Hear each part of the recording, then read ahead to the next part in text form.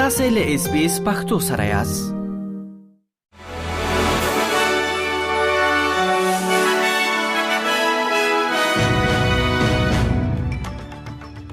سلامونه ستړي مشه. نن پنځشنبه د 2024 کال د اگست د میاشتې شلمه نیټه ده چې د زمری د میاشتې ل 9 نیټې سره برابرېږي او تاسو له SBS پښتو څخه د نن ورځ لاند خبرونه اورئ.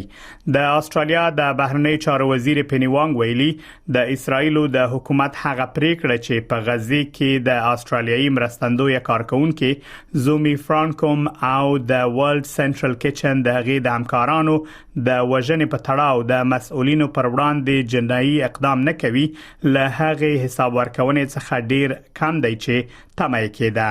میرمن وانګ وايي هغه په استرالیا کې د اسرایل سفیر هیلل نیومن راوغواړي چې د استرالیا د حکومت نظر په مستقیم ډول اسرایل ته ورسوي. دا خبر لګروسته له هغه خبر شو کله چې سناتور وانګ د مرستندوی کارکونکو د درناوي لپاره د زومي فرانکوم بشري مرستې جایزه اعلان کړه. فدرالي وکیله الیګرا سپندر هم د دې اعلان پر مهال حالت و.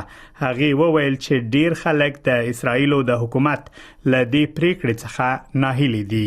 د اسرایل پاوز خپل سرتيري د هغو جرمي سرغړونو له تورونو پاک بللی چې په 2024 کال کې په غزه کې په یو برید کې اوم مرستندوی کارکونکو ووژل چې په وژل شویو کې استرالیایي زومي فرانکوم هم شامل و. اسرایل وایي چې په غزه کې د جګړې پر مهال یې هیڅ کله په قصدي ډول ملکی وګړي نه دی پنهخه کړی. د غزه روغتيایي چارواکي وایي د غزه ښار د پولیسو په قوماندانۍ د اسرایل په یو برید کې لږ تر لږه 9 کسان وژل شوي او 10 نور ټپيان شوي دي. د الشفا روغتون وایي په وژل شویو کې یو 14 کلنه انجلۍ او 2 پولیس افسران هم شامل دي. د اسرایل پاوز وایي په دغه برید کې هغه د حماس وسلوال پنهکه شوی چې د پولیسو له مرکز څخه فعالیت کاوه. په همدې حال کې جرمني، فرانسې او ملګرو ملتونو د اسرایل د ملي امنیت وزیر ایتامار بنګویر هغه څرګندونې غندلې چې په غزه کې د فلسطینیانو د هدفي وژنو په اړه کړې دي. خغلی بنګویر د اونۍ په پای کې خبره شوی یو پودکاسټ کې ویلي چې په غزه کې بعد هر شپه د هدفي وژنو لاره د 10 تر 40 کسانو د وژلو غوښتنه وشي. د استرالیا د فدرالي حکومت پور د لومړي ځل لپاره $1 ټریلیون ته رسیدلی دی. د اپوزیسیون وکیلان د ریکارډ غندي او خزانه‌دار تورنوي چې ل کلونو راځي له اندازې ډېر پیسې لګولې دي. د نېشنلز ګوند وکیل ډیوډ لیټل پراود وایي د خزانه‌دار جیم چالمرز تر لارښوونې لاندې د کارګر ګوند حکومت له وخت رسیدو راځي د ائتلاف حکومت په پرتله 1.9 میلیارډ زیات ډالر لګولې دي. د افغانستان کرکټ بورډ د آیرلند پر وړاندې بریا د رحمت شاه لپاره ښه پایل بولی او وايي له هغه تملري چې پراتلونکو سیالیو کې هم د لوبډل مشر په توګه ښه پایل ترلاسه کړي.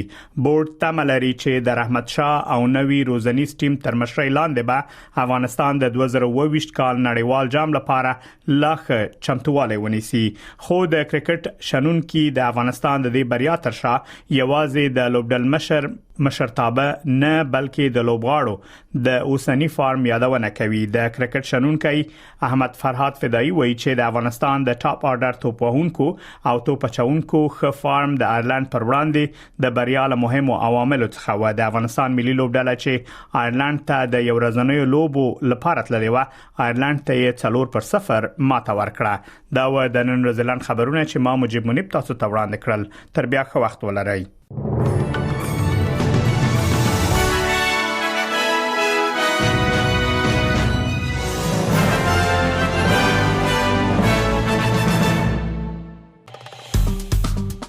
SBS پښتو په فیسبوک کې تعقیب کړئ. مطالب یې خوښ کړئ، نظر ورکړئ او له نورو سره شریک کړئ.